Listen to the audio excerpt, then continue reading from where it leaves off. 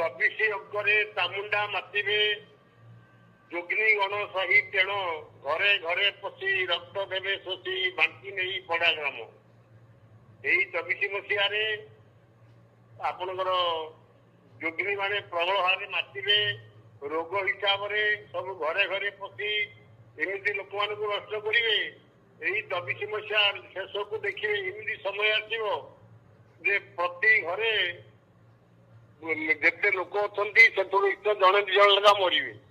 अरे बाप रे बहुत बड़ कथा बाबा आप कहते बाबा देखो बर्तमान तो ହେଇଗଲାଣି सेप्टेम्बर मास बर्तमान आरंभ है आगु को देखो आप जो कहते 2-3 मास भीतर सब घटना घटव हाँ 3 मास मध्य घटना सब भी घटव